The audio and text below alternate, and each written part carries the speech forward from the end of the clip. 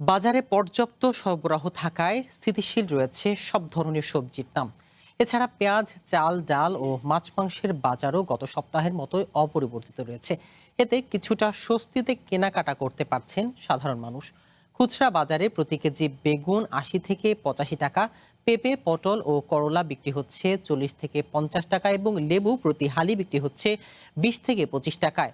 মুরগির বাজারে ব্রয়লার ১৭০ এবং সোনালী মুরগি মিলছে ৩৫০ টাকা। এছাড়া প্রতি লিটার বোতলজাত সয়াবিন তেল ২০০ থেকে ২১০ টাকা এবং মসুর ডাল আগের সপ্তাহের মতোই ৯০ থেকে ১০০ টাকা কেজি দরে বিক্রি হচ্ছে দেখা গেছে।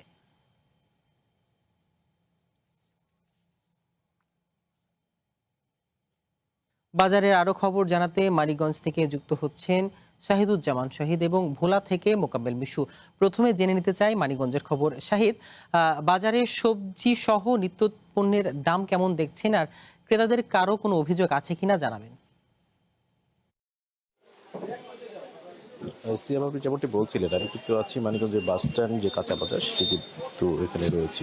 সকাল থেকে এখানে আমরা দেখছিলাম, যেহেতু সপ্তাহের শুক্রবার আজকে বন্ধের দিন হওয়াতে কিন্তু এই বাজারগুলোতে কিন্তু এক ধরনের ভিড়ভাট্টা আমরা বেশি দেখছি।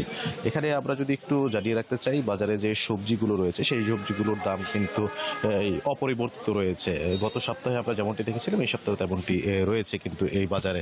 এখানে দামের যে বিষয়গুলো পেয়েছি সেগুলোতে কিন্তু এক ধরনের সন্তুষ্টি রয়েছে, কারণ এখানের দামগুলো কিন্তু খুব একটা বাড়েনি। এতে করে হচ্ছে ক্রেতা সাধারণের ভিতরে এক ধরনের হচ্ছে এই স্বতঃস্ফূর্ত ভাব আমরা দেখেছি। একটু আমরা জানতে চাই আসলে কোন সবজি। ভাই, সবজির দাম বর্তমান সবই কম, খালি মনে করেন বাজারে টমেটোর দামটা একটু বেশি। টমেটো পর্যাপ্ত পরিমাণ না থাকার কারণে টমেটোর দামটাই বেশি। আর সব শসা, বেগুন, ধুন্দুল, বেগুন বেচেছে হলো ৪০ থেকে ৫০ টাকা। আর এই চিচিঙ্গা বিক্রি হচ্ছে ৪০ থেকে ৫০ টাকা। শসা বিক্রি হচ্ছে ১ কেজি ৬০ টাকা ৭০ টাকা।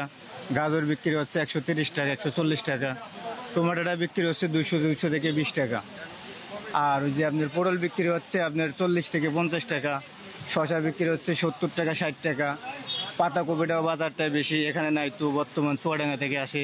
ওইটার কারণে মনে করেন এক পিস পাতাকপি মনে হয় ৮০-৯০ টাকা বিক্রি হচ্ছে।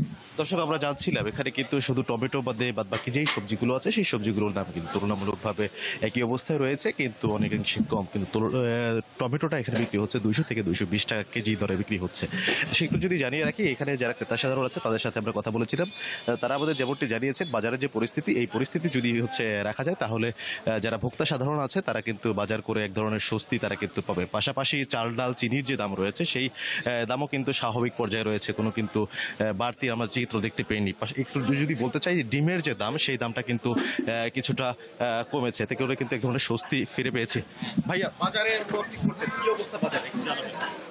বাজারের অবস্থা আলহামদুলিল্লাহ ভালো, মোটামুটি। স্বস্তি পেয়েছেন বাজারে? মানে পুরোপুরি স্বস্তি পাওয়া যায় নাই, মানে মোটামুটি স্বাভাবিকভাবে আছে আর কি।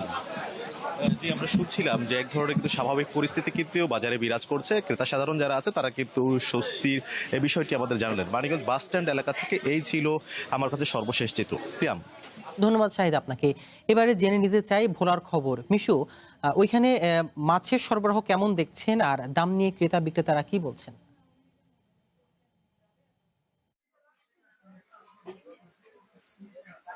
এই দ্বীপ জেলা ভোলাতে এখন পর্যন্ত কিন্তু বাজার পরিস্থিতিটা খুবই স্বাভাবিক রয়েছে। বিশেষ করে নিত্য প্রয়োজনীয় যে সমস্ত পণ্য রয়েছে সেগুলোর দাম খুব একটা বাড়েনি।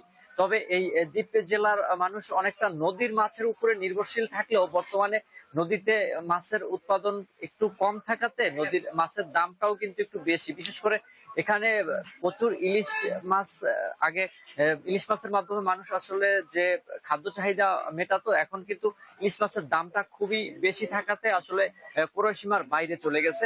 অন্যদিকে কিন্তু এখানে যে মাংসের দাম, গরুর মাংসের দাম প্রতি কেজি ৭০০ থেকে ৮০০ টাকা বিক্রি হচ্ছে। এছাড়া এখানে যে দ্বীপ জেলায় উপকূলীয় জেলা হওয়াতে এখানে কিন্তু অনেক সবজি এখানেই উৎপাদন হওয়ার কারণে সবজির দামটা স্থিতিশীল রয়েছে। আমি যদি আপনাকে একটু জানাতে চাই, এখানে যে পেঁপে রয়েছে, পেঁপের দাম বিক্রি হচ্ছে ৩০ টাকা কেজি। এছাড়া আপনার করলা বিক্রি হচ্ছে ৫০ টাকা কেজিতে। এছাড়া পটল বিক্রি হচ্ছে ২৫ থেকে ৩০ টাকা কেজিতে। মিষ্টি কুমড়ো বিক্রি হচ্ছে ৫০ থেকে ৬০ টাকা কেজিতে। অর্থাৎ মোটামুটি স্বাভাবিকই রয়েছে যে কাঁচা বাজারের যে নিত্য পণ্যের দামগুলো কিন্তু অনেকটা স্বাভাবিকের মধ্যেই রয়েছে। এর বাইরে লেবু বিক্রি হচ্ছে হালি প্রতি 15 থেকে 20 টাকা করে।